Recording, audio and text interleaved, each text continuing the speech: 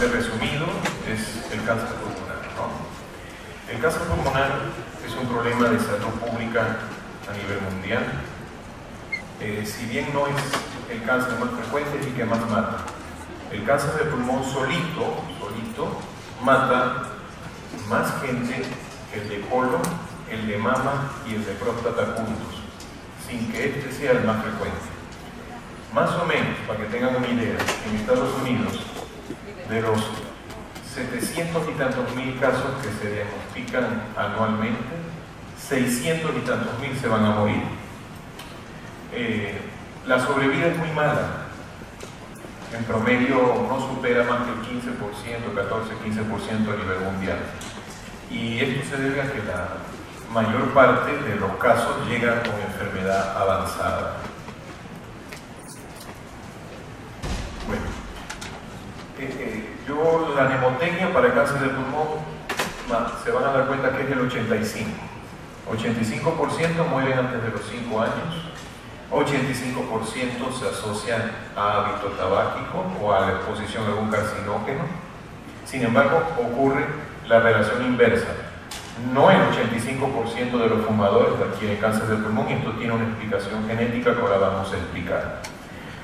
Tenemos como primer factor ambiental y el tabaquismo, ¿ya? El tabaco es la hoja de una planta que prehistóricamente, aunque no lo sepan, se originó en Perú. Sin embargo, fue consumida, su consumo mayormente utilizado en forma de pipa o de rollos de hoja de tabaco seca, fue en Centroamérica y el Caribe. Y esta costumbre fue adquirida por los expedicionistas, descubridores como conquistadores del viejo mundo cuando llegaron a las Américas. Después tenemos el radón. El radón es un gas inodoro, incoloro, que se produce mayormente en la corteza terrestre profunda por la desintegración del uranio, que es uno de los agentes radioactivos naturales que conforman la corteza terrestre, por suerte muy raro. Este radón, me dirán ustedes, doctor Ferrer, ¿y cómo tenemos contacto con él? Bueno, principalmente mineros que trabajan en foso, ¿ok? No a tajo abierto, es menos frecuente los que trabajan a tajo abierto. Y como es un gas pesado, ¿ok?, se suele depositar en las partes más profundas de las minas, se acumula allí, y se acumula también, por ejemplo, en los sitios donde la corteza terrestre se rompe, es decir, al pie de las montañas, ¿ok? Entonces, al pie de las cordilleras, la gente que construye sus casas en esa zona inhalan o que hacen excavaciones en esa zona y hacen por ejemplo, una construcción a desnivel, o las personas que trabajan en sótanos se exponen a radón, más que los que viven arriba. Esta es la segunda causa de cáncer a nivel mundial. De hecho, en los países desarrollados, el costo de las viviendas se define por los niveles de radón en la zona. Después tenemos el humo de biomasa. ¿Qué es la biomasa? La biomasa es material combustible orgánico que tiene el desperfecto de tener una combustión incompleta. Recordemos que en la combustión todo termina en CO2 y agua, más CO. Pues en la combustión incompleta es CO2, agua y un montón de carcinógenos, que es lo que conoceríamos en el cigarrillo como el alquitrán, o tar, ¿no?, como lo denomina la nomenclatura inglesa. El humo de biomasa probablemente sea la principal causa de cáncer en no fumadores en Perú y en todo el ámbito. En Latinoamérica vemos lastimosamente que hay muchos casos de cáncer pulmonar en mujeres, sobre todo, no fumadoras. No solamente porque hay una predisposición genética, ahorita hablamos de eso, sino porque se han expuesto desde muy niñas en ambientes cerrados a gran cantidad de humo de biomasa. Ahora hablamos de qué parte del humo de biomasa y del tabaco del cáncer. Después tenemos los asbestos. El asbesto se expone principalmente el que trabaja en mina, el que trabaja en el sistema de escape de los vehículos, ya no tanto en los frenos, pero también en los frenos, en la parte de transmisión vehicular. Y es básicamente un mineral que ocurre naturalmente en la naturaleza, ¿okay? Naturalmente es un mineral propiamente, y que tienen unas microfibrillas que según la disposición física de esta o el tipo físico va a llegar profundamente en el pulmón y es carcinogénico. Más que el pulmón, en pleura. Y cuando se suma tabaquismo se empeora. Y si le suma la minería, que inhala el radón, peor todavía. Pequeñas exposiciones al resto. Se dice que a veces una sola exposición en la vida te va a dar riesgo a largo plazo de cáncer pulmonar. Después tenemos los hidrocarburos. Los hidrocarburos policíclicos, cuando se combustionan, van a producir ciertos carcinógenos muy parecidos a los que produce el tabaco y el humo de biomasa, pero en menor cantidad, porque el combustible, lo característico es que tiene combustión casi completa, casi perfecta. Después tenemos derivados de cromo hexavalente, los que trabajan en la parte de los minerales con hierro, fundiciones. Ellos tienen que utilizar cromo hexavalente para hacer las distintas aleaciones, y esto da cáncer. El níquel haciendo aleación, el arsénico. ¿Cómo creen que llega el arsénico a producir cáncer de pulmón? El arsénico también es un mineral que ocurre frecuentemente en la corteza terrestre, y les voy a decir dónde se halla más, en los pozos de agua profunda. Entonces, esos pozos habitualmente sirven para suministrar agua, rara vez al ser humano, muchas veces a animales de los que nos alimentamos. Y el arsénico se fija al hígado de esos animales, principalmente el pollo. ¿Y qué se consume mucho en Perú? Pollo. Estudios en China han demostrado que ciertas zonas endémicas es porque consumen mucho pollo que bebe agua de pozo profundo. Probablemente faltan estudios sobre esta materia en Perú, pero por ahí pudiese explicar por qué tenemos tanto cáncer en los fumadores. Después tenemos el cloruro del polivinilo, que se ve en las personas que trabajan en la industria del plástico, inclusive en las personas que trabajan en almacenes de plástico, pueden tener este mayor riesgo de cáncer pulmonar. Y los que manejan pesticidas. Todos los que nombré antes mayormente ocasionan neoplasias epidermoides, adenocarcinomas o carcinomas epidermoides o de células grandes. Los pesticidas ocasionan más que todo sarcoma. Y los sarcomas los vemos como que hay un grupo ya geográfico en Perú, al norte, donde hay siembra importante, sobre todo de arroz, en la cual se utilizan ingentes cantidades de pesticidas, herbicidas, y vemos sarcomas pulmonares que vienen en forma endémica de esa zona.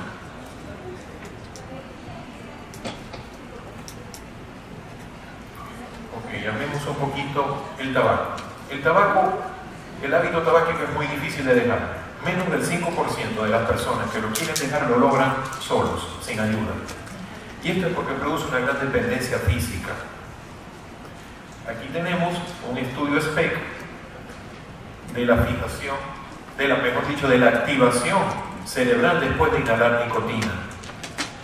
Esta es la actividad de la corteza con una sola inhalación, 3 inhalaciones cuando te has fumado todo un cigarrillo y cuando te has fumado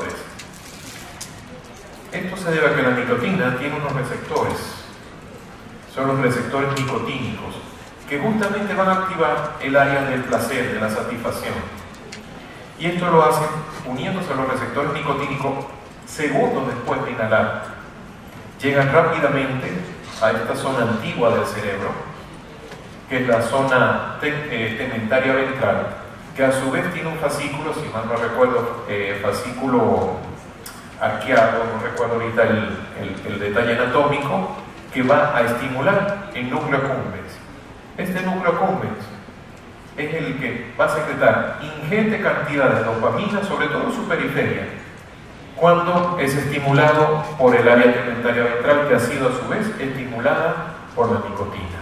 Esto genera placer, calma, tranquilidad, broncodilata, hay relajación muscular, una serie de efectos psicológicos y físicos que hacen que la persona sienta un gran bienestar en pocos segundos después de las primeras inhalaciones.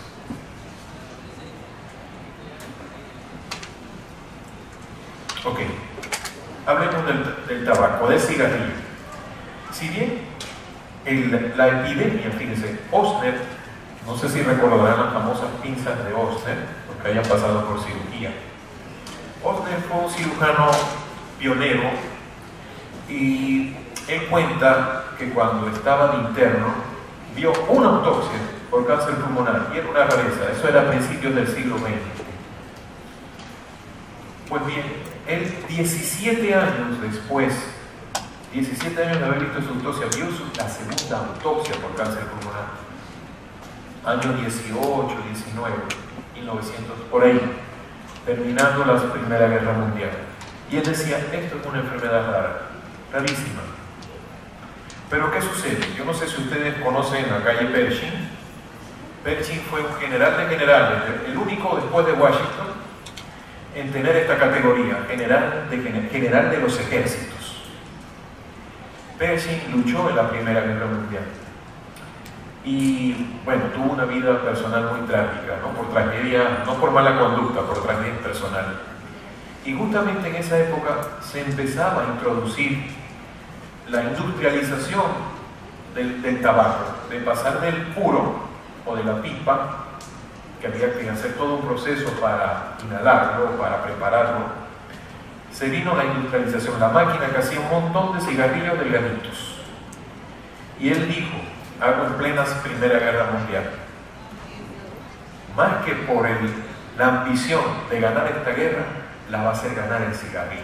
El estímulo que producía le generaba gran placer en plena guerra a los soldados, les quitaba el hambre, los broncodilataba, relajaba los músculos, les subía la presión arterial, la frecuencia cardíaca, todo hacía que hubiese un mejor rendimiento físico, aparte del placer. Entonces se vino después una epidemia de cáncer de pulmón, y esa fue a partir de finales de los 30. Entonces, plena crisis económica en Estados Unidos, el apogeo de la industria tabacalera. Empezaron a regalar cigarrillos para que la gente se le olvidara del desempleo y el hambre. Pues bien, con los años, en el año 51, mire todo lo que tuvo que pasar, Down y Hill, no se olviden de este nombre, fueron dos ingleses, Down y Hill, tuvieron la maravillosa idea de darse cuenta que había una epidemia. Fíjense, el primer pico epidémico de consumo de tabaco ocurre terminando la Primera Guerra Mundial. Y el primer pico de cáncer de pulmón, 20, 30 años después, finales de los 40, principios de los 50. Ellos notan esta epidemia y hacen una publicación en el British Medical Journal. Y les voy a contar cómo, rogando un espacio.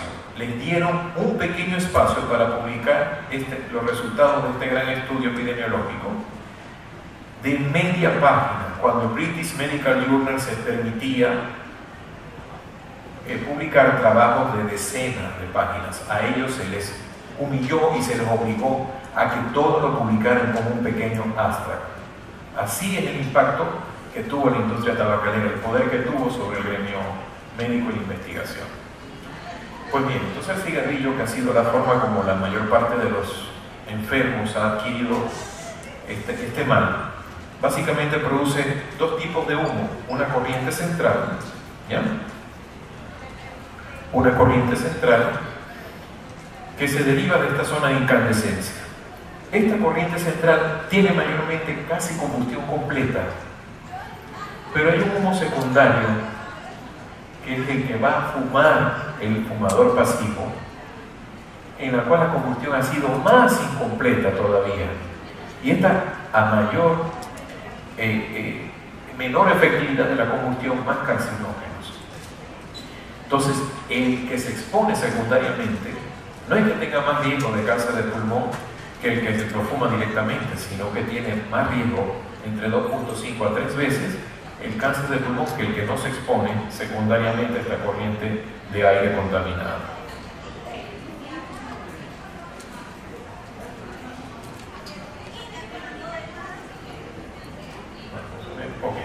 Entonces, todo el problema es la combustión incompleta. Y esto explica por qué da cáncer el tabaco, y explica por qué da cáncer cocinar a leña, y explica por qué da cáncer el cocinero que cocina a las brasas o a la leña. Él también sufre de cáncer pulmonar aunque no fume.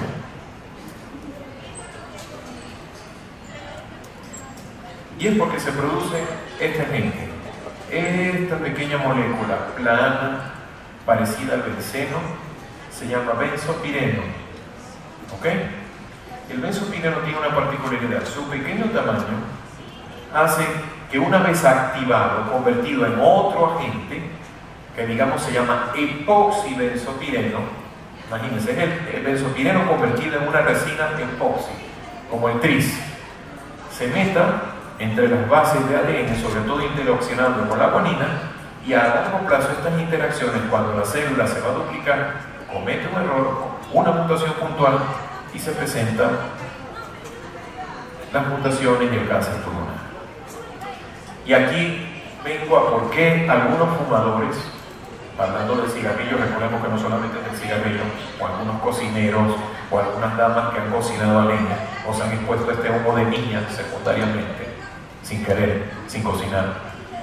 ¿Por qué algunos sufren cáncer de pulmón y otros no? Y es por la farmacogenética.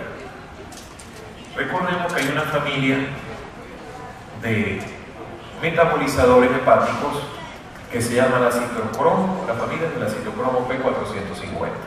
Pues bien, dentro de esta familia hay una subfamilia que se llama citocromo P1A1. Las personas que tienen gran capacidad, que son metabolizadores rápidos del benzopireno, lo transforman al componente epoxibenzopireno. ¿Y quiénes tienen esta particularidad? Los asiáticos. ¿Y de dónde vinieron los peruanos? Lo voy a decir como lo dicen en Yucatán.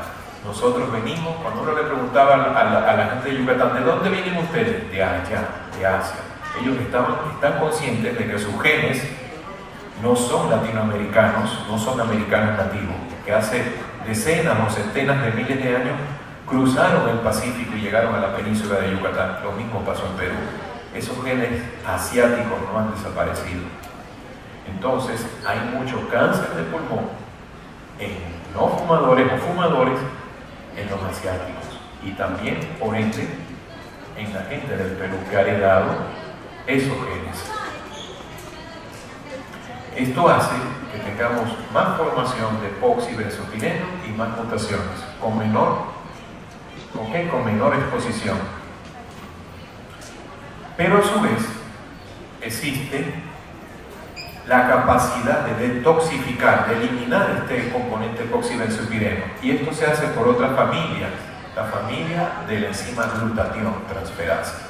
La glutatión transferasa 1, la familia 1, tiene la capacidad de transformar este epoxibenzopireno en conjugados con glutamina, que después son excretados en la bilis. ¿Ok? Y me preguntarán, doctor, entonces ¿habrá una población que tiene más capacidad de detoxificar? No, hay una población que tiene menos capacidad de detoxificar, y volvemos a lo mismo, los asiáticos. ¿Ok? Entonces, y por los sexos, las mujeres tienen menos actividad genética de detoxificación. Entonces, las mujeres, esto explica por qué unas razas tienen más cáncer pulmonar con poca exposición o ninguna exposición, y por qué un sexo tiene más riesgo de cáncer pulmonar con menos exposición, la mujer. Clasificación. Bueno, hay una clasificación más compleja que esta, pero digamos la grande, la que tenemos que saber todos como médicos generales. El cáncer de pulmón se subdivide en dos grandes grupos: cáncer a célula no pequeña y cáncer a célula pequeña. ¿Y por qué? Porque el cáncer a célula pequeña no se cura con cirugía y es de muy mal pronóstico. Oigan bien, el cáncer de célula pequeña solo es quirúrgico si es que llegaste a biopsiarlo por error. Lo sometiste a una cirugía porque pensabas que era otra cosa. Pero si pudiste diagnosticar ese cáncer por un método no quirúrgico y resultó célula pequeña, no hay cirugía que le salve. Esa es una enfermedad sistémica desde el inicio. Vamos, rebobinemos. Entonces este es un cáncer, les adelanto, el cáncer de célula pequeña es un cáncer siempre ligado al tabaquismo, siempre. 98 a 99% de los casos están asociados a tabaquismo o algo parecido, humo de leña, por ejemplo. El cáncer de célula no pequeña es el más común, es el 85%. ¿Se recuerdan que al principio le dije cáncer de pulmón? Nemotecnia 85%. Bueno, el 85% de las neoplasias pulmonares son cáncer a células no pequeñas. Esta a su vez se subdivide en adenocarcinoma, el más frecuente, carcinoma epidermoide y carcinoma de células grandes. El carcinoma de células grandes, de una vez, es un cáncer a célula no pequeña, muy agresivo, periférico y de muy mal pronóstico, con metástasis sistémicas tempranas. Rara vez llegan cuando hay oportunidad quirúrgica, es decir, de curarse con cirugía. Generalmente llegan ya metastásicos. Después tenemos los dos más comunes. El adenocarcinoma son casi, acá en Perú es la mitad, un poquito más si se quiere, 2/3 partes de los casos de cáncer pulmonar. Y el carcinoma epidermoide ha venido decayendo. Antes, al principio de la epidemia, en los 50 era el principal, quizás hasta los 70. Pero ¿qué pasó? Desde que a finales de los 60 el cirujano general de los Estados Unidos puso la advertencia de que el tabaco daba cáncer, se dedicaron a la industria tabacalera a cambiar la formulación, a disminuir el alquitrán, el TAR, la parte sólida del humo. Ya recordemos que es un humo, no es un vapor, son partículas sólidas suspendidas en aire. Entonces, a disminuir la cantidad de TAR en el humo y hacer una serie de procesos químicos que ha hecho que la nicotina sea un poquito mayor y que las nitrosaminas, ya no el benzopireno, sino que las nitrosaminas van a predominar. ¿Y qué son las nitrosaminas? Las nitrosaminas son derivados nitrogenados de la descomposición incompleta de la materia orgánica. Como la otra, el benzopireno, era de la combustión incompleta, la nitrosamina es de la descomposición incompleta. Entonces, se hacen procesos de fermentación de la hoja de tabaco, se les agrega químicos, y eso hizo supuestamente reducir el alquitrán, pero a su vez aumentó la tasa de adenocarcinoma. ¿Qué otra cosa hicieron? Le agregaron filtros especiales para supuestamente atrapar el alquitrán. Estos filtros, ¿qué efecto ocasionan? Hacen que la gente tenga que golpear más profundo. Entonces, esa inhalación profunda, para poder sacar el humo hasta la vía aérea y que llegue al cerebro y lo estimule y me haga sentir bien, hace que el humo viaje a zonas más periféricas del pulmón. Entonces se cambió el tipo tumoral de epidermoide, que era central, a uno periférico. ¿Ok? Por último, tenemos un tipo de cáncer pulmonar muy raro, es del 10 al 12, 13% de los cánceres de pulmón, que son los tumores neuroendocrinos del pulmón. Y bueno, tenemos lo siguiente: el carcinoma típico o de bajo grado, el carcinoide, perdón. El carcinoide es un tumor lobuladito, redondito, es una ciadecita, generalmente dentro de un bronquio, lobar o sublobar, de muy buen pronóstico. De muy buen pronóstico. Generalmente la resección quirúrgica lo cura. Tienen un índice de mitosis muy bajo, solamente tienden a la recurrencia local y no a metastizar. Después tenemos el carcinoide atípico, un tumor neuroendocrino. ¿Qué lo va a diferenciar? La tendencia a invasión local rápida y tendencia generalmente a dar metástasis a distancia. Por suerte es muy raro el carcinoide atípico. Después tenemos, dentro de los tumores neuroendocrinos están el cáncer a células pequeñas, un tipo de tumor neuroendocrino. Y está el cáncer neuroendocrino de células grandes, que también es de muy mal pronóstico. Bueno, aquí está, quiero que no olviden esto. El adenocarcinoma pulmonar es cerca del 40% a 50% de las neoplasias pulmonares en Perú, no baja de las 2/3 partes. Y aquí vemos, por ejemplo, dos cortes tomográficos axiales computarizados en ventana pulmonar, en los que podemos ver una lesión característica de un adenocarcinoma sin cavitación. Generalmente va a tener un coeficiente de atenuación muy parecido al músculo. Y aquí tenemos una lesión cavitada, no tan central como suele verse, de un carcinoma epidermoide. Esto se va a diferenciar de un absceso es porque sus paredes son gruesas, lobuladas, festoneadas.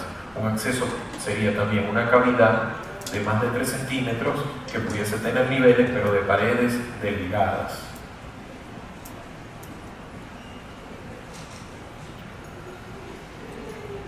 Perdón. Esta es otra secuencia. Esta es la secuencia de un tipo de adenocarcinoma. En el 2008, la Organización Mundial de la Salud subclasificó a los adenocarcinomas. Tenemos adenocarcinoma papilar, muy parecido al cáncer de tiroides, muy agresivo. El micropapilar, microscópicamente también parecido al tiroides, sumamente agresivo. Tenemos carcinomas coloides, carcinomas acinales. El adenocarcinoma acinal, por cierto, es más común de todos, pronóstico intermedio. Tenemos adenocarcinomas fetales de muy buen pronóstico, adenocarcinomas hepatoides, malísimo pronóstico, se mueren en muy corto tiempo, hágase lo que se haga. Entonces, dentro de un mismo tipo, tenemos subtipos que explican distintas agresividades. Y este es uno de los menos agresivos, el que les voy a mostrar. No quiero que se olviden de esto. El adenocarcinoma lipídico, antiguamente llamado broncoalveolar. Este es un carcinoma, un adenocarcinoma que tiene una conducta dispar. Es decir, los clínicos y los patólogos se dieron cuenta que tenían algunos pacientes con adenocarcinoma broncoalveolar que morían de muy corto tiempo y otros que vivían años. Y uno decía, bueno, tenemos que definir ahora cuál es el que vive poco y cuál es el que vive mucho. Porque parece ser que desde que se ha instaurado la tomografía, ahora vamos a hablar de eso, como un método de detección temprana, que es la única forma de salvar a los pacientes con cáncer de pulmón, de detectarlo muy temprano, se dieron cuenta que no todos podían entrar dentro de un mismo saco. Entonces se fijaron que las lesiones había que seguirlas porque se estaba sobreoperando mucha gente. Eso se llama sobretratamiento. Cuando tú diagnosticas un cáncer del cual biológicamente esa persona no va a morir y lo operas, lo sobretrataste. Entonces, mira, doctor Ferretti, ¿para qué lo detectó? Pues en eso está, en generarse los algoritmos para saber a quién se opera y a quién no y después de cuánto tiempo de detectado. Entonces, fíjense esta lesión. Estas lesiones están separadas por años. Esta es una lesión de un adenocarcinoma lipídico. Si se fijan, parece un GGO, un vidrio ilustrado, esmerilado en el pulmón, que uno diría, esto es algo inflamatorio, una gripecita que dejó ahí un moquito. Pasó el tiempo, dijeron, no, pero fuma, vamos a seguirlo según los protocolos diseñados. Y al año siguiente le hicieron esta tomografía, la segunda, y se ve que hay ahora mayor extensión de esa densidad, ¿ya? Esa densidad de moco, con una tendencia a un aumento de la densidad central. Y pasa el tiempo, otro año, y esta persona desarrolla una lesión sólida, persistiendo el componente mucoide, entre comillas, periférico. Esto ha hecho denotar que entonces dijeron, no, mira, los broncoalveolares nos hemos dado cuenta que cuando tienen muchos componentes sólidos se mueren, pero cuando mantienen el componente subsólido viven un montón de tiempo. Entonces vamos a englobarlos en lipídicos, ¿ya? Lipídicos in situ, lipídicos no invasivos, lipídicos invasivos. Y de ahí sabemos a quién operar. Y por último, les quiero mostrar cómo es un cáncer a célula pequeña. El cáncer a célula pequeña, miren lo agresivo que es. Es un cáncer que crece grosera y rápidamente en forma central, afectando rápidamente las estaciones ganglionares del mediastino, produciendo, por cierto, muchos fenómenos paraneoplásicos. Aquí vemos que por compresión, si se dan cuenta, en la imagen, hay una forma de que el punto no parezca, sí está apareciendo, ¿no? Sí, que no veo sin aquí.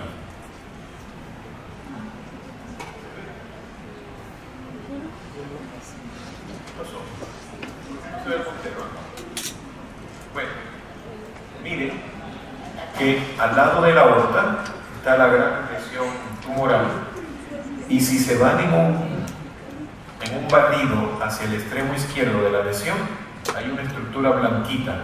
¿Saben qué es esa estructura, no? ¿Qué estructura es? ¿Qué?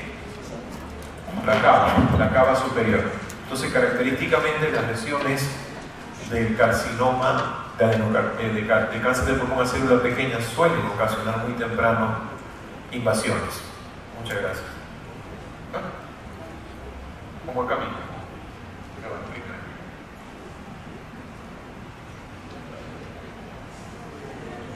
Chévere, mejor. Ya. Que no se vaya a perder. Gracias, muy amable. Esta lesión de acá. Esta es la cava totalmente laminada. Esta es la tráquea. Esta es la aorta, el callado aórtico. Y aquí están las estaciones periaórticas que no están patológicas en este caso. Ok. Entonces, ¿por qué es que mata el cáncer de pulmón? Porque es asintomático. El pulmón no tiene terminaciones nerviosas de dolor. ¿Ok? Y las terminaciones que tiene peribronquiales y que van hasta el intersticio son terminaciones generalmente lentas de estiramiento. Entonces, lo máximo que el paciente puede tener es tos al principio, que muchas veces se la van a achacar al hábito tabáquico, a que tiene bronquitis, a que tiene asma. De forma tal que en estadios clínicos tempranos, aproximadamente el 2%, 3% de los pacientes tendrán algún síntoma, la mayoría no tendrá síntomas. Lo otro, ¿por qué mata el cáncer de pulmón? Aparte de que no da síntomas en estadios clínicos tempranos, es que tiene tiempo de duplicación muy lento.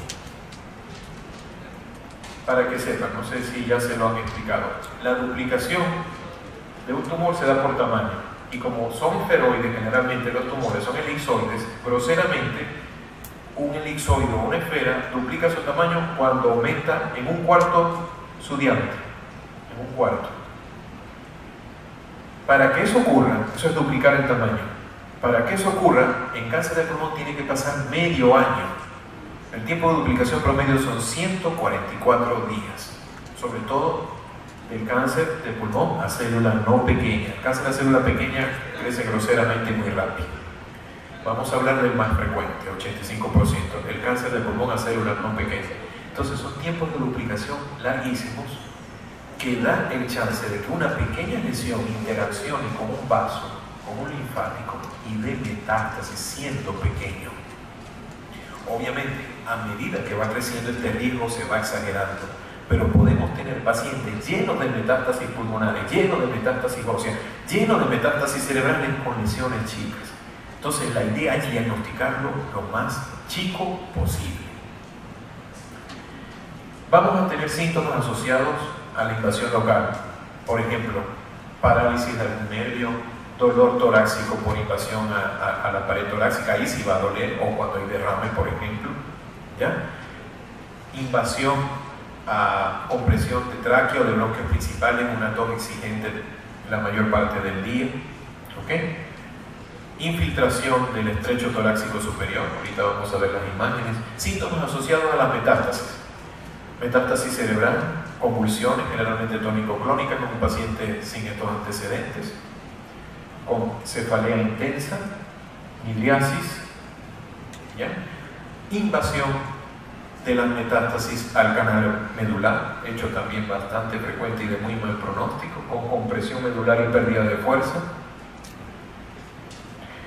Invasión ósea, el dolor óseo. El dolor óseo en cáncer de pulmón es terrible. Es una de las cosas más espantosas que puede ver uno en el ejercicio de la oncología, más dolorosas. Para verlo uno que con opioides no los mejores. Por suerte, hay métodos de tratamiento, ¿ya? Con sustancias radioactivas que se fijan importantemente en las metástasis óseas y la destruyen y alivian enormemente el dolor. En Perú, lamentándolo mucho, no tenemos estos agentes. Uno es el radio, que bueno, es una de las cosas en las que más sirve en medicina para quitar dolor óseo por metástasis, oigan bien, pulmonar nada más.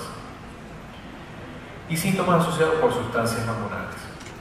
sobre todo en los cánceres de célula pequeña. Estos cánceres que tienen un origen neuroendocrino tienen la capacidad de producir sustancias con capacidad endocrina.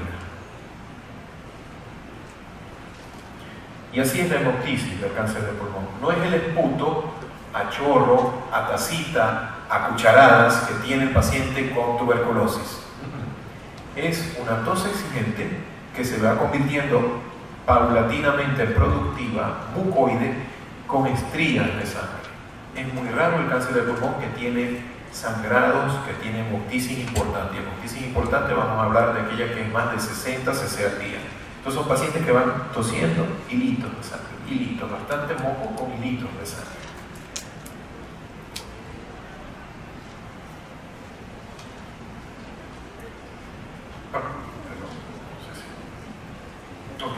Y hablando de invasión local, vemos este síndrome que se llama síndrome o tumor de Pancoas, que es cuando un tumor nacido del ápice del pulmón invade las estructuras osteomusculares y nerviosas que pasan por el inlet torácico superior.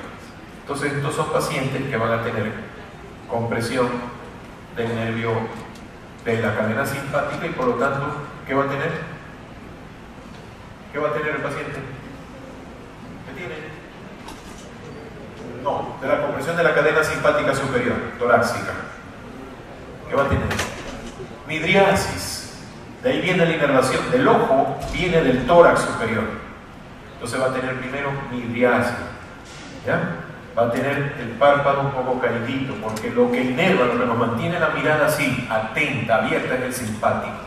Entonces, el ojo, el párpado superior un poco caído, con midriasis. Con miosis. Se pierde la capacidad del simpático a dar midriasis. Fuerte dolor, ¿ya? En el brazo, e inclusive a veces hasta incapacidad funcional. Muy rara vez trastornos vasculares. E intenso dolor en la pared torácica. Otro efecto de la invasión local es la invasión al nervio recurrente laringeo y va a producir esto. Esto es unas cuerdas vocales verdaderas en respiración. Aquí está mi enfonación y aquí está esta cuerda paralizada y produce disfonía. Perdón. Ok. El otro efecto local, la efusión pleural, la obstrucción linfática central, ¿ya? Va a evitar que se recoja el líquido pleural que se produce normalmente para evitar la fricción de las dos pleuras. Todos tenemos algo de líquido pleural. No se olviden, de 1 a 2 cc, perdón, de 0.1 a 0.2 cc por kilo de peso en cada pleura. Es decir, que un adulto varón de 70 kilos tiene como unos 14 cc de líquido pleural normal. Se produce, antes se pensaba que era que seguía una serie de fuerzas de Starling, que se producía en la pleura parietal y se reabsorbía en la visceral. No, ahora se sabe que todo ocurre en la pleura parietal. Los seres humanos tenemos lo que se llama una pleura visceral gruesa, incapaz de participar del intercambio de líquidos. Entonces se produce una invasión de los linfáticos periféricos y centrales y el líquido que se produce no se reabsorbe y se empieza a acumular. Y esto da los síntomas de una efusión pleural: dolor torácico, tos seca y disnea.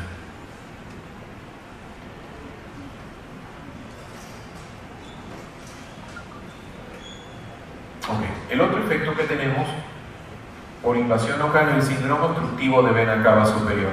Una lesión central ocluye la vena cava superior y se tiene que generar entonces un sistema colateral de recirculación, de retorno de sangre al corazón, y se hace generalmente por las lumbares, ya por las hemiácigos, que se van a comunicar después con el sistema subclavio y con la piel, y la persona va a desarrollar una red venosa colateral superficial.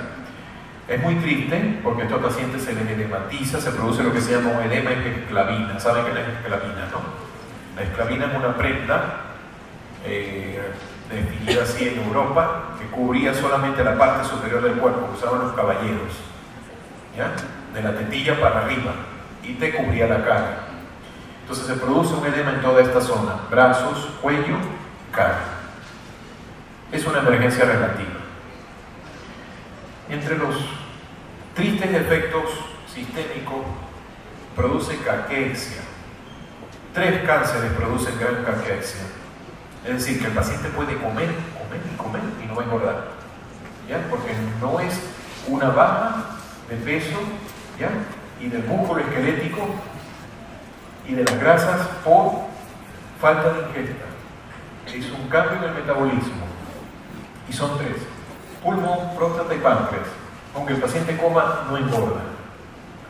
Entonces, básicamente, las células tumorales inducen altísima producción de interleuquina 6. Esta hace que nuestro tejido adiposo blanco cambie su metabolismo a nivel mitocondrial y se genere de ser una mitocondria respiratoria a ser una mitocondria termogénica. Entonces nuestra grasa cambia de amarilla a parda, como la de los osos, ¿ya? Y empieza a quemar y el paciente se queda emaciado y lo único que no va a perder es el músculo liso.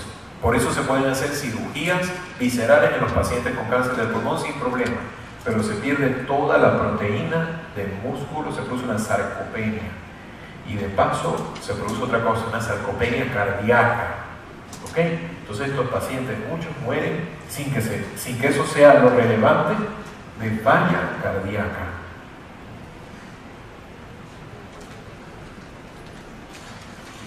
Y están los dedos en palillos de tambor. Se produce una acumulación de mucopolisacáridos por los efectos hormonales de este cáncer. Factores de crecimiento distintos que hacen que proliferen los fibroblastos y la acumulación de mucopolisacáridos debajo de las uñas. Hecho que también pasa en las cardiopatías congénitas cianógenas y en la enfermedad pulmonar obstructiva crónica y en la fibrosis pulmonar. Y en las bronquictasias, por ejemplo, se produce esto, la uña en palillo de tambor.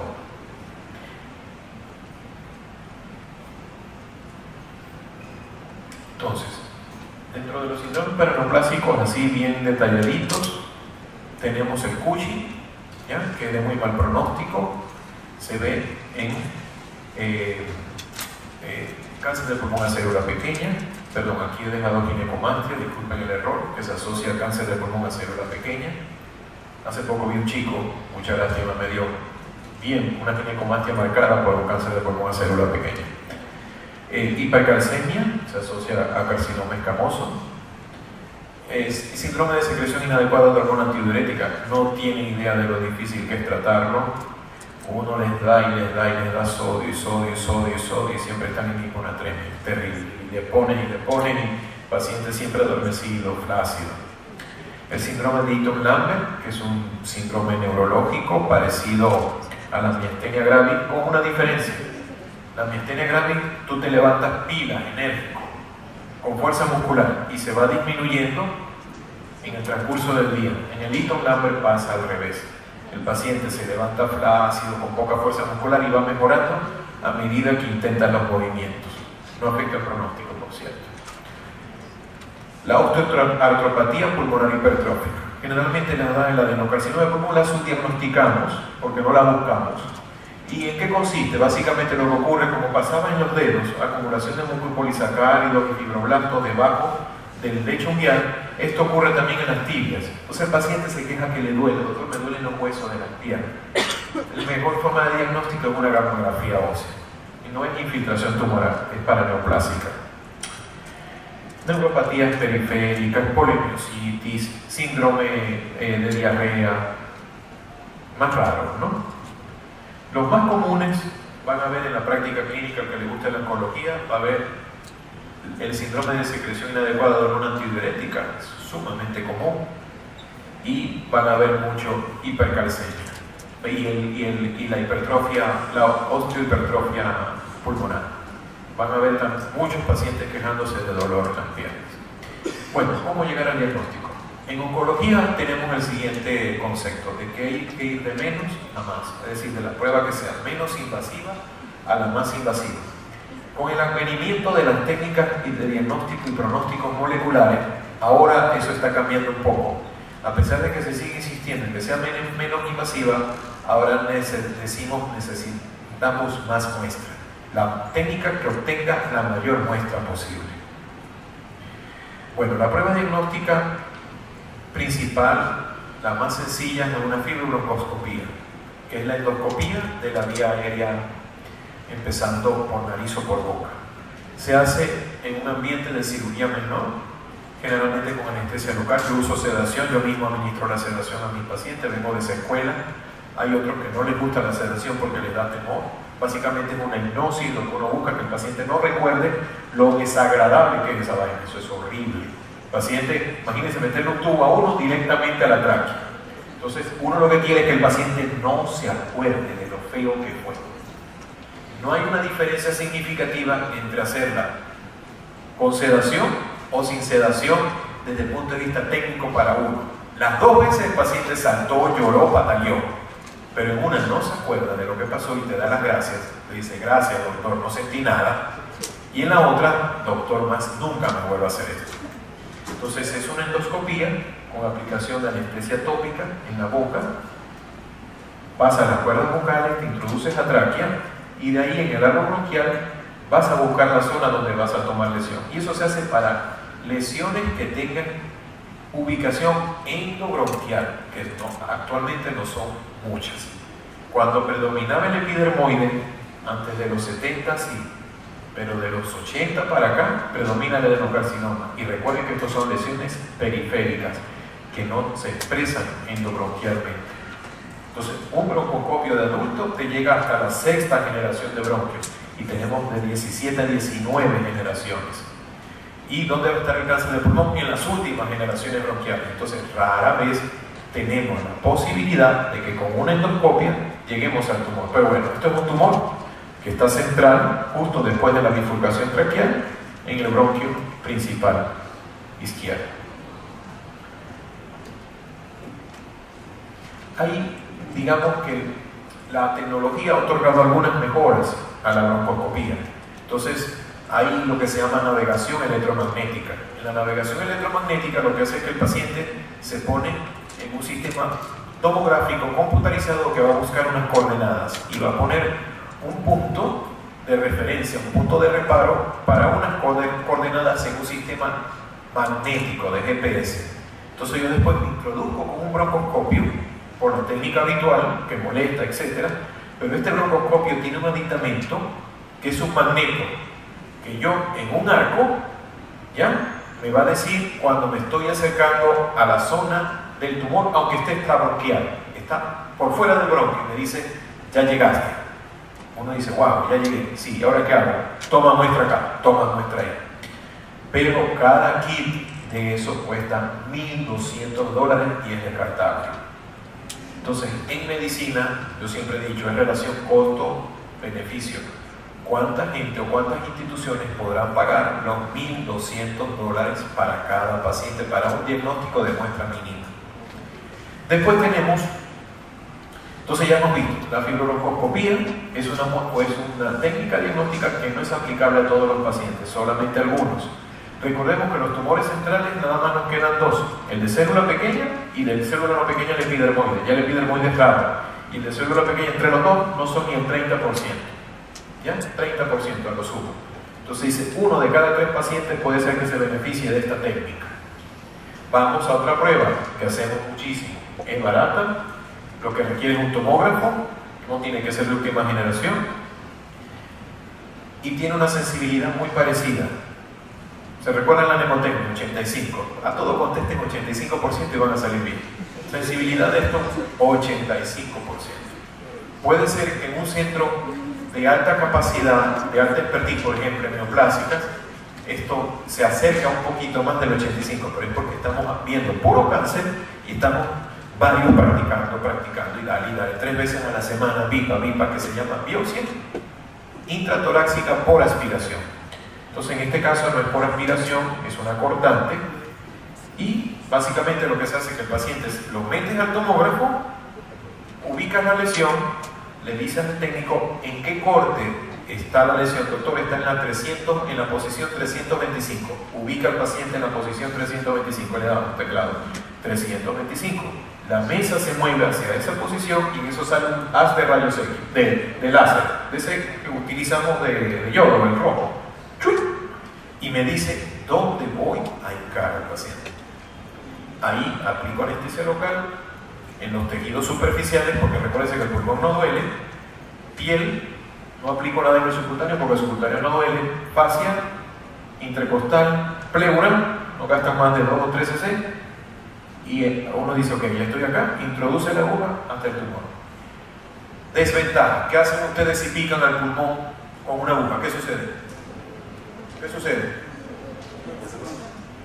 Un neumotórax, muy bien. Entonces me dirá, doctor Ferrer, usted está loco, ¿usted le va a dar un piquete al pulmón para ocasionar un neumotórax? Sí, 1 de cada 3 pacientes que se les hace esta técnica terminan en neumotórax. Pero la ventaja de la técnica es que se realiza rápido, es barata y tiene una fiabilidad diagnóstica de casi el 100%, 85%. ¿Ya? Se gastan muy pocos recursos. Y tú me dirás, ¿y por qué hacemos ese neumotórax? Solamente el 2% de esos neumotórax van a tubo. La mayoría se resuelven solos. Son neumotórax mínimos. Cuando tú hincas el pulmón con una aguja, generalmente eso se reabsorbe en unos días. ¿Qué hace? Uy, ocasioné neumotórax. ¿Qué hace uno? Aspira el neumotórax directamente con la misma aguja. Espera que el pulmón colapse un poquito más y empieza a aspirar. Si aspiras menos de 650 cc, ese paciente se resolvió ahí. Si aspira más de 650 cc de aire, hay que poner el tubo. Pero solamente 2%. Al año pondremos 3 tubos.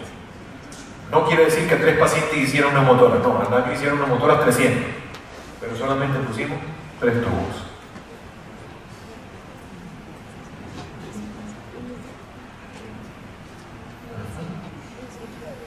Bien, entonces no solamente es diagnosticar el tumor, sino que los tumores, recuérdense, que tienen, en los órganos, perdón, a los que pertenecen los tumores, tienen una irrigación linfática, que es la que explica mucha enfermedad a distancia y local.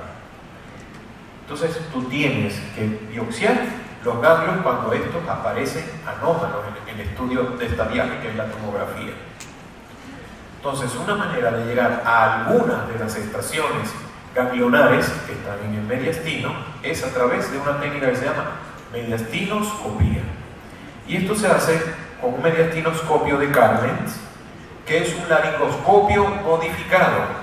Ya no es un laringoscopio, lo modificaron, y ahora es un mediastinoscopio, que permite que introduciéndote por el cuello, disecando la tráquea y la fascia pretraquial, tú viajes hasta estos espacios linfáticos que están justos alrededor de la tráquea y la división de los grandes bronquios. Y si tú ves ganglios aumentados de tamaño en estas estaciones, 2 y 4, que son los ganglios intertraqueobronquiales, no se olviden. Doctor, ¿cómo es que se llaman intertraqueobronquiales? Del lado derecho se llaman retrocarbo-pretraquiales. Ok. Y haces una biopsia con unos instrumentos bien delgaditos, como parecidos a las pinzas laparoscópicas. Sensibilidad diagnóstica alrededor de 68, 75 hasta 85%. No se van a pelar nunca. No la van a pelar. Entonces, eso depende del centro que realice. Si hay gente acostumbrada a hacer mediastinoscopía, va a ir muy bien la sensibilidad. Pero no se olviden de esto. La mediastinoscopía es una técnica diagnóstica de baja complejidad, pero adivinen qué, de alta complicabilidad. Es decir, yo nunca he tenido una, no estoy diciendo no la vayan a tener, pero es que me formé en un centro que hacía mucha mediastinoscopía, hacíamos 4 o 5 a la semana, y hacíamos mucha cirugía de tráquea y mucha cirugía de cuello. Entonces, ¿qué sucede? Que teníamos pocas complicaciones, estábamos acostumbrados a la anatomía de la zona, porque en cirugía las complicaciones te la da el conocimiento anatómico. Si desconoces la anatomía vas a tener muchas complicaciones.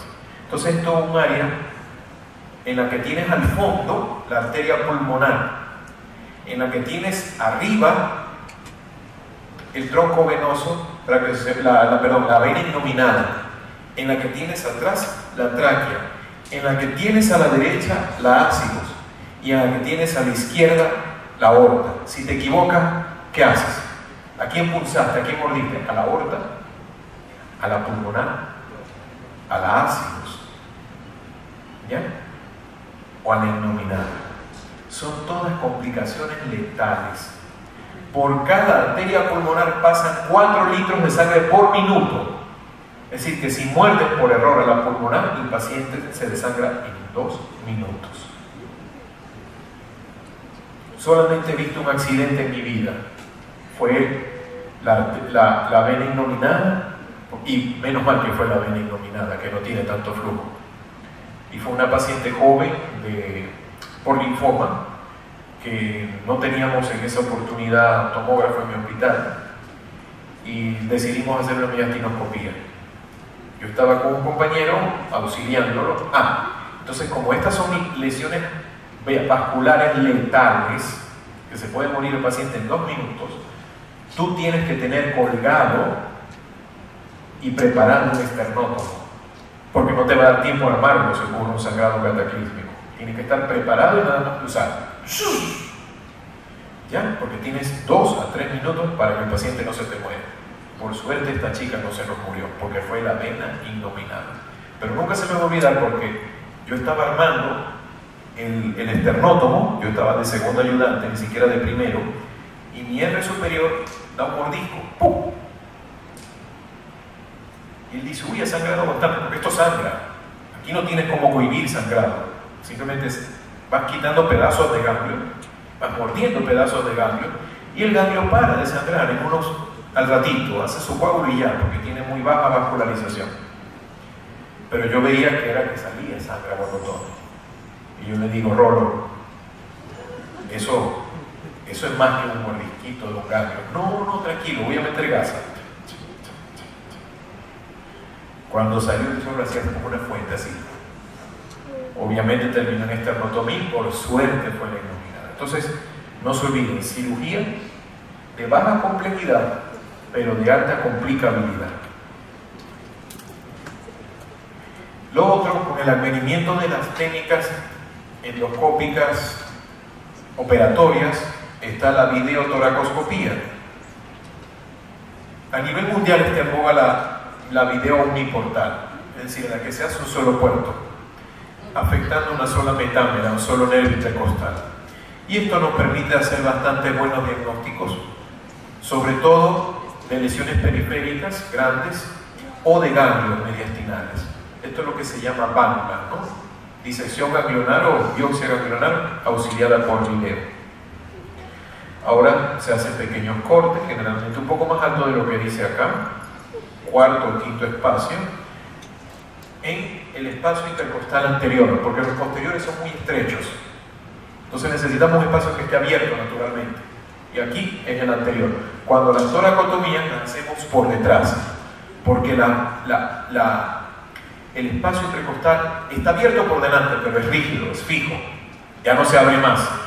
En cambio atrás, el espacio intercostal está articulado con la columna, es elástico, entonces se abre. Cuando es abierto, atajo abierto, se abre por detrás el tórax. Cuando quiero cosas mínimas, me busco un sitio que ya esté abierto, me voy por delante.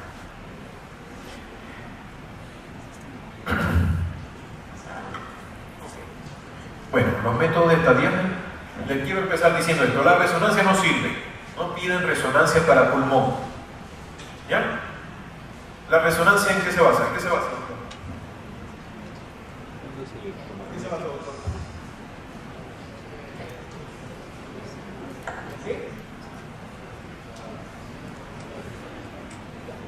La resonancia es una técnica basada en señales de intensidad. Y estas señales de intensidad dependen de la cantidad de átomos de hidrógeno que tenga un tejido. ¿Y el pulmón qué es? Aire. El pulmón es aire en movimiento. Prácticamente no es tejido sólido. Entonces, cuando queremos ver el pulmón con resonancia, no se ve. No podemos detectar nada temprano y de paso se mueve todo el tiempo. La resonancia tiene tiempos de adquisición de 20 minutos. Mínimo. decimos al pulmón, no se mueva. Señor, pare de respirar 20 minutos, que quiero ver su pulmón. No se puede. Entonces, no se estaría con resonancia al pulmón, ¿ya? Para ver tórax se piden tomografías, y las tomografías se basan en escala de grises por coeficientes de atenuación. ¿De atenuación de qué? De un haz de rayos X. ¿Ok? La tomografía es un estudio anatómico exacto que se obtiene en escasos minutos. Un buen estudio dura 2 a 4 minutos, mientras que la resonancia tuvo que adquirir la imagen en 20 minutos moviéndose la estructura.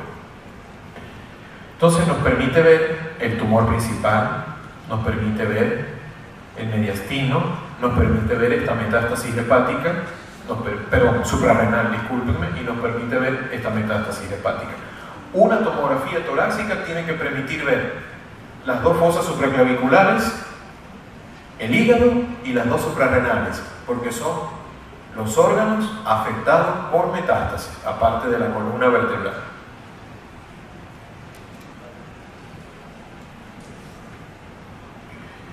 Y bien, no les he dicho tomografía de cerebro, porque no es lo ideal. No porque no sirve, es porque no es lo ideal.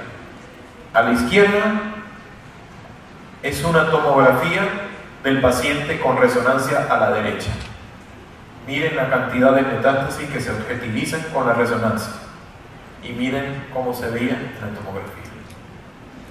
Si se dan cuenta, en la tomografía no se veía.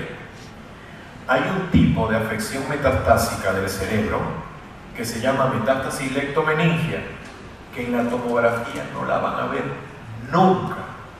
Oigan bien, nunca van a ver una tomografía de cerebro normal. Y el paciente les va a estar diciendo, doctor, pégueme un tiro, máteme, déjeme tirarme por la ventana del hospital, porque el dolor de cabeza es insoportable. Y es dolor de toda la meninge, de absolutamente, y nada más se detecta por resonancia. Entonces, ¿cuál debería ser el estudio óptimo? Una tomografía de tórax y abdomen superior, más una resonancia del cerebro. Ok. De paso, el cáncer de pulmón da mucha metástasis, no solo a cerebro, no solo a hígado, no solo a columna vertebral, no, y adelante, a hueso. Y la mejor forma de estadificar esta invasión o de evidenciar esta invasión a hueso es con un survey óseo. Y aquí vemos estas múltiples metástasis a esqueleto axial y a esqueleto costal y escápulas.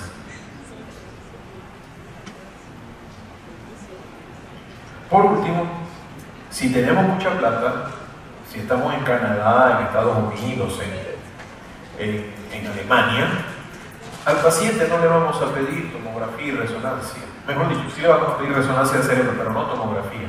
Le vamos a pedir un PET scan de entrada, de inicio, para estadiar. ¿Y qué es el PET scan? Es la combinación de un estudio tomográfico anatómico con un estudio metabólico, con un radioisótopo, flúor radioactivo fijado a glucosa. ¿Y a qué se debe esto? Que las células cancerosas tienen un metabolismo mayor, retienen la glucosa por más tiempo, ¿ya? Y de esa forma se permite detectar enfermedad metastásica que no se evidencia todavía en forma anatómica, que no se evidencia como tumor. ¿Ok? Y esto nos permite evitar cirugías en pacientes en los que la tomografía es normal. Aquí vemos pacientes con metástasis, el nódulo principal, y fíjense, metástasis axilar, metástasis contralateral, mal pronóstico, ¿no? Un estadio mayor de que se hubiese supuesto. ¿Qué creen que se está pintando acá? ¿Esto qué es? ¿Qué es eso? El cerebro. Y el cerebro, como tiene una gran capacidad de captación de glucosa sin que intermedie la insulina, está full de glucosa, no nos sirve, se va a pintar todo, se va a poner negro en el estudio.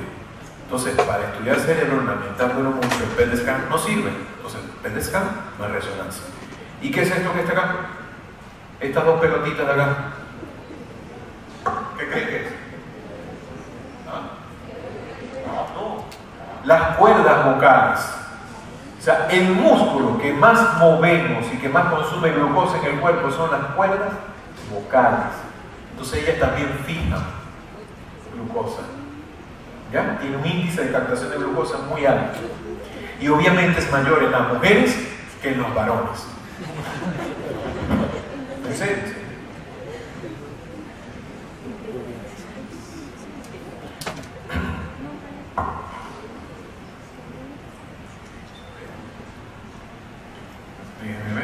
La idea, lo que les dije al principio, ¿no? Cáncer de pulmón, tiempo de duplicación lento, mucho tiempo silente sin clínica, y este tiempo silente le permite hackear al organismo. Está escondido en un sitio donde nadie lo va a hallar y da metástasis mientras tanto. Sin embargo, esta capacidad de metastizar y de hacerse ya una enfermedad incurable depende de su tamaño. Entonces lo principal, como en casi todos los tumores, es el T. Diagnosticarlo del tamaño más chico posible. Ya vimos cómo se estadia y vemos la combinación del factor T, el factor M, que es muy predictivo de avance de la enfermedad en los pacientes, y del factor M metástasis. Este es el último TMM. Antes M era simplemente metástasis, porque sí. Ahora se sabe que viven un poco más los que tienen metástasis intratorácica que los que tienen metástasis fuera del tórax. Entonces un paciente que tenga metástasis al pulmón contralateral tiene mejor sobrevida, aunque sea muy poca, pero mejor sobrevida que el que tiene una metástasis cerebral. ¿Ya? Para darles un dato, el paciente con cáncer de pulmón que debuta con derrame pleural, su promedio de vida es 6 meses. Para el paciente con cáncer de pulmón que debuta con derrame pericárdico, su promedio de vida es 4 meses. Entonces, la enfermedad metastásica es grave en estos pacientes.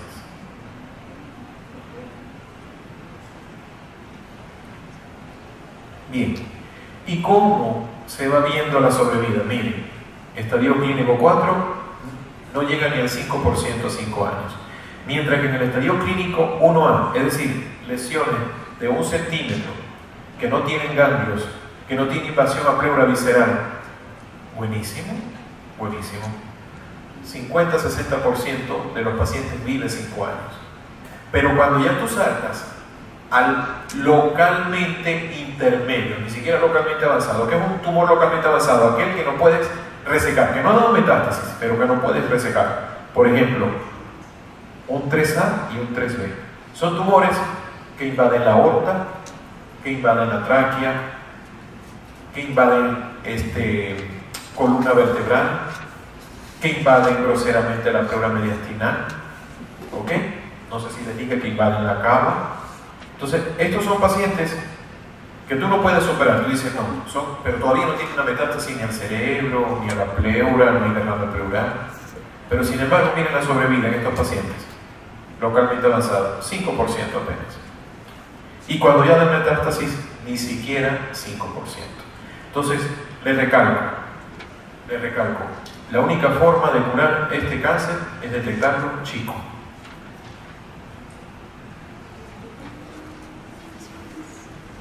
Tratamiento. Otra norma, el doctor Falla ya se lo debe haber explicado. Los tumores a órgano sólido nada más los cura la cirugía. ¿Ok? Lo verdaderamente efectivo para curar los tumores de órganos sólidos, no estoy hablando de órganos hematopoyéticos, no, de órganos sólidos, es la cirugía. Si la cirugía la hiciste tardíamente, todo lo demás es adyuvancia, ayudar. Ok. Entonces, objetivo, la cirugía mínima curativa en cáncer de pulmón son lobectomías, quitar un lóbulo, o 2, o más tejido pulmonar, una neumonectomía, más, disección, o sea, sacar los ganglios del mediastino. Eso es aburrido, tiene trabajo. Después que terminaste la lobectomía, que fue difícil muchas veces, dedicarte a sacar los ganglios. Si no, no hiciste una cirugía oncológica. Cuando ustedes, los que se dediquen y vean producto de pieza de lobectomía pulmonar, pulmón, con tumor de tal, y no vengan ganglios y iliares mediastinales en la muestra, esa no fue una cirugía oncológica al pulmón, porque la enfermedad suele irse y uno tiene que establecerlo así a los ganglios, aunque no se vea. Mínima cantidad de ganglios que debe haber en el hilo que tú hayas sacado, 5, y no es fácil, es aburrido, le pones a buscar entre grasa. En esa parte del cuerpo somos grasa, y grasa mezclada con vasos grandes y nervios. Entonces es aburrido y peligroso. Entonces la cirugía hay que completarla. La cirugía oncológica tiene eso: paz y ciencia, paciencia. La cirugía oncológica no es rapidez, es paz y ciencia. Bien, si el paciente es muy viejito, tiene más de 75, 80 años y tiene mala función respiratoria, me dirán, doctor Ferrer, a ese también le va a quitar un pulmón o un lóbulo. No, porque la idea es curar la enfermedad y prolongar la vida. Si yo a los 80 años le quito algún lóbulo, probablemente después lo voy a dejar dependiente de oxígeno. Entonces a ese paciente se le puede otorgar, esa es la excepción a la regla, una resección segmentaria anatómica, que es más difícil de hacer que una lobectomía, más los ganglios, siempre los ganglios. Pongamos, enfermedad localmente avanzada. ¿Qué era una enfermedad localmente avanzada? La que tenía ganglios en el mediastino. Resecable, localmente avanzada, pero resecable, ya, la extirpé, saqué los ganglios salieron positivos. A esos pacientes se les da quimioterapia adyuvante después o antes de la cirugía si lo diagnostiqué antes. ¿Ok? Si es antes de la cirugía es terapia neoadyuvante. Si es después de la cirugía que descubrí la afección ganglionar, es terapia adyuvante. ¿Y esta terapia en qué se basa? Está basada desde los años 70 en dos sustancias, taxanos y platino. Entonces se le da carboplatino y se le da paclitaxel. Y en segunda línea, quizás docetaxel, que tiene un perfil un poquito más tóxico, pero bien efectivo. Paciente, estadio clínico 4. Pero el estadio clínico 4, oigan bien, no se va a curar con la quimio. Va a vivir más. A lo mejor le vas a mejorar un poco la calidad de vida, pero no lo vas a curar. Así de malo es el cáncer de pulmón. Apenas cruzaste la barrera del 3B y del 4 y ya sabes que el paciente no se va a curar. Que la quimio que vas a dar es para evitar progresión temprana y que sufra menos el paciente. Que a lo mejor que si sin tratamiento iba a hacer metástasis ósea, no las hace, o las hace subclínicas. ¿Ok? Y prolongar algunos pocos meses de la vida. Entonces, habida cuenta que utilizando estas dos sustancias, taxanos y platino, no logran curar a los estadios clínicos avanzados, entonces se han preguntado, ¿habría otra forma de curar el cáncer del pulmón avanzado o de prolongar con más tiempo libre de enfermedad la vida? Pues sí, empezaron a buscar las mutaciones y resulta que las mutaciones pueden ser puntuales, únicas, es decir, es esta mutación y tratar los efectos o los receptores de esa mutación. Y eso es lo que se llama terapia diana o terapia personalizada. Es decir, ya no se trata al cáncer de pulmón, se trata al paciente con cáncer de pulmón. Cada paciente va siendo un mundo, pero resulta que estas mutaciones puntuales generalmente se presentan en ¿quiénes? En no fumadores, personas mayores y mujeres. ¿Ya? No fumadores, mayores de 60 y mujeres. ¿Okay? A veces las tres cosas mezcladas, a veces aisladas, pero lo importante es que generalmente se produce mutación única o lo que se llama una mutación conductora, una mutación driver en los no fumadores. Los fumadores tienen decenas de mutaciones, centenas de tipos de mutaciones, imposible de tratarlas todas, ¿ya? Imposible. Entonces, este tratamiento diana, target o personalizado, está destinado a los pacientes que portan una mutación. Hay mutaciones de distinto tipo en el receptor del factor de crecimiento epidérmico, mutaciones CGFR, intercambios del gen ALK, ¿ya? O mutaciones en los receptores o los ligandos de muerte programada, PL1, PD1, Ya. ¿En quiénes se ve? Generalmente en no fumadores. La radioterapia. La radioterapia tiene fines generalmente paliativos, no suele ser curativa.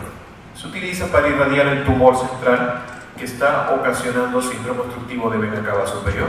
Se utiliza para tratar la metástasis cerebral que está ocasionando desplazamiento y síntomas cerebrales agudos, herniaciones, por ejemplo, o compresiones medulares, o zonas óseas únicas que están produciendo gran dolor. Para eso se usa la radioterapia.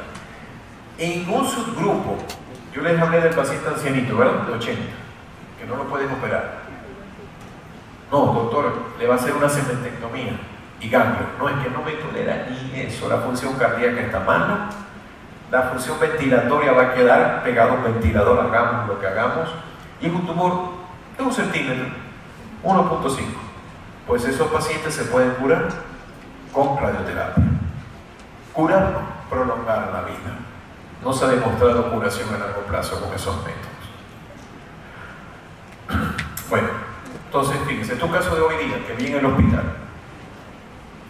¿Alguien me puede decir dónde está el tumor en esta placa? Casi ni se ve, ¿verdad? Apenitas acá. ¿No? Apenitas. Esta era paciente prácticamente sin clínica. Una tosecita seca, doctor, tengo desde hace 6 meses. Y este es el tumor. Pero miren cómo lo subapreciamos acá. Parece una cosita pequeña, doctor. Tumorcito pequeñito. No, no es ningún tumorcito pequeñito. Este tumor mide más de 3 centímetros.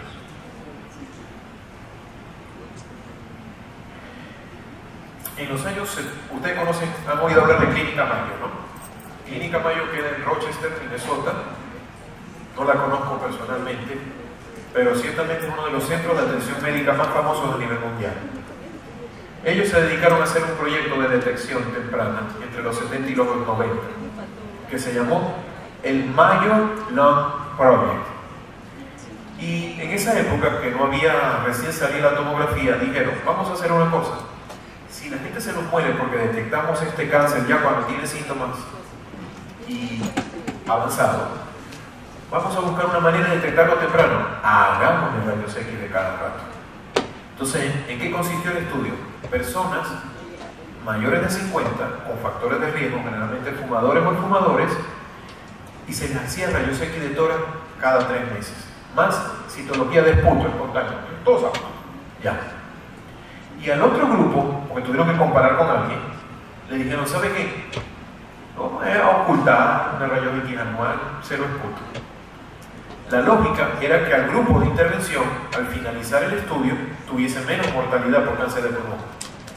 Pues el resultado fue que los dos grupos tuvieron la misma mortalidad por cáncer de pulmón. Entonces se dijeron, no sirven los rayos X. Pero la tomografía era muy costosa, no estaba accesible todavía en todos los Estados Unidos, para todo el mundo. Dijeron, esto no lo podemos recomendar todavía, la tomografía. Esperemos que se abarate. Se abarató la tomografía, se hizo más fácil hacerla, se hace más rápida, con menos morbilidad, con menos preparación. Entonces empezaron a salir los estudios a nivel mundial. Y salió un estudio muy famoso que se llama el ELCAP. Es un estudio multicéntrico internacional que incluyó Europa, Canadá, Estados Unidos, Brasil. Y a los fumadores le dijeron, mayores de 64, mayores de 50, perdón, le dijeron, ahora te vamos a hacer una tomografía. Pero las tomografías, ¿qué desventaja tiene, doctor, la tomografía? ¿Qué desventaja tiene? ¿Qué creen? Que tiene radiación ionizante excesiva. Es decir, las tomografías pueden dar cáncer. ¿Ya? Mientras que un estudio radiológico de tórax tiene 0.8 milisieverts, una tomografía estándar puede tener 8. O sea, 10 veces más que una rayos X de tórax. 10 veces más que montarse en un avión. Cuando ustedes se suben a un avión, la tasa de radiación o radiación cósmica que reciben es de una rayos X de tórax. Para que lo sepan. Una rayos X de tórax es un viaje a través del Pacífico del Atlántico. ¿Ok? Es una radiación muy baja y esa radiación se acumula, no se bota. ¿Ya? Uno la va acumulando, se van sumando los numeritos. 0,8, 0,8, 0,8, 0,8, 0,8. Hasta que llega a un nivel malo. Entonces, una de tórax, una tomografía estándar, para estudiar al paciente bien, tiene 8. Entonces dijeron, ya va, no le podemos tirar 8, porque va a ser 8 y 8 y 8 y 8. Entonces diseñaron un protocolo que se llama de baja dosis. Menos kilovoltajes a los tubos de rayos X del tomógrafo, más corto el estudio, menos cortes, más barato también. Y eso se empezó a hacer 3 veces al año. Y al otro paciente le hacían rayos X. Háganle rayos. ¿Tú no quieres tomografía? No, da cáncer. Ok, hazte rayos X. Y citología de punto. Y comparar los dos grupos. Ahí sí hubo diferencia. Entonces, desde ese entonces se dice que el estudio de screening para detección temprana de cáncer de pulmón es la tomografía ¿de qué? De baja dosis. ¿Ya? Tomografía espiral multicorte de baja dosis. Porque es un estudio de detección. ¿Le detectaste?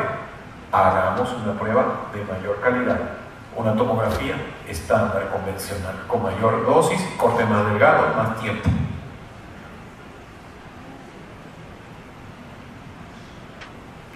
Entonces, este fue otro estudio, el estudio de screening nacional de cáncer de pulmón, y se redujo, miren, se redujo la mortalidad en un 20%. Eso es sumamente bueno para un cáncer que mata al 85%. Sí, a ese grupo de pacientes que se sometieron a la detección temprana tuvo una mortalidad por cáncer de pulmón del 65%, mientras que el grupo que se hacía rayos X tuvo lo de siempre, 85% de mortalidad a 5 años. Y la otra forma de prevenir las muertes por este cáncer en los países donde se fuma mucho. Aquí no se fuma mucho, se fuma socialmente. Pero recuérdense toditos, que esa inteligencia que tienen de haber hecho, de poner unas piedras arquitectónicamente perfectas en una geografía imposible, esa inteligencia que tuvieron para ver el cosmos y la arquitectura y las matemáticas sin escribirlas, esa herencia que vino de allá también les dio la herencia para cáncer de pulmón con baja dosis de carcinógenos. ¿Cómo haremos prevención en Perú? Yo todavía no sé, porque yo digo sobre todo las mujeres están a riesgo, ¿ya? Porque tienen genes asiáticos y tienen hígado que detoxifican menos. ¿Cómo hacemos? Entonces, la prevención, aparte de la detección temprana, dejar de fumar, pues. Las que fuman, no fumen, si tienen mal metabolismo, ¿ya? Porque la mayor parte de las mujeres te contestan los fines de semana, doctor, uno u otro. Y así son las que te llegan con cáncer de pulmón. Doctor, yo no fumaba. ¿Ya? Entonces no fumar. Y aquí tienen la mortalidad, o mejor dicho, el riesgo relativo a sufrir cáncer de pulmón cuando fumas todo el tiempo, cuando has dejado de fumar a los 60, cuando has dejado de fumar a los 50, ¿ya? Cuando has dejado de fumar a los 30, a los 40, a los 30 y el que nunca fumó. Recuérdense, el riesgo para un fumador es más o menos sería alrededor del 85, ¿no? 15, del 15% al 18%. Ese es su riesgo vital. 1 de cada 5 fumadores va a ser cáncer de pulmón. Y cuando alguien les pregunte o les diga a un paciente, doctor, pero mi mamá o mi papá fumó toda la vida y no le dio cáncer de pulmón, ustedes le explican, porque no todos tenemos el mismo metabolismo para los carcinógenos que hay en el cigarrillo. Pero hay que dejar de fumar. Muchas gracias.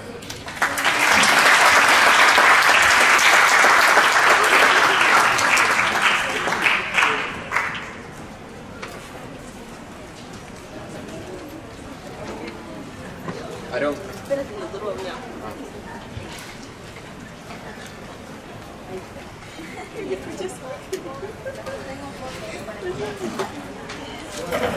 Al doctor Enrique Ferrer, jóvenes, no estoy delegado, no me escribas cuando estoy operado. Ya les explica, si pongo las preguntas es porque es obvia la respuesta. La próxima semana vamos a hablar de cáncer gástrico y cáncer de colon. Voy a traer a un cirujano oncólogo de abdomen. ¿Okay? Por favor, organícense bien para hablar con el delegado sobre las preguntas.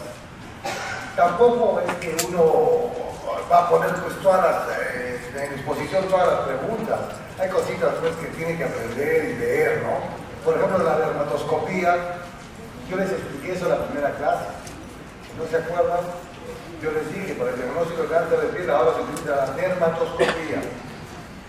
¿Se acuerdan? Bueno, vamos a despedir al doctor Ferrer con un fuerte aplauso.